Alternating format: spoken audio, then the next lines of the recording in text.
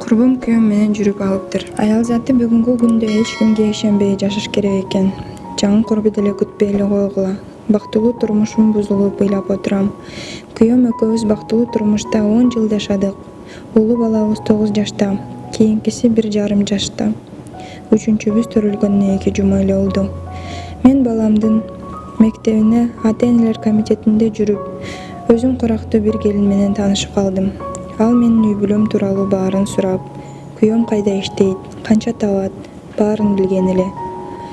Айтор ич койнума кирип, балдары менен конок болуп, үйгө келип, биз алардыкына барып аябай жакшы болуп кеттик.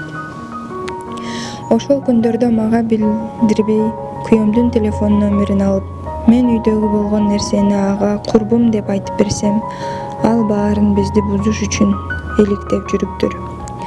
Алгач экөө жашыруун чалышып, жазышып жүрүп, кийин баары ачыкка чыкты.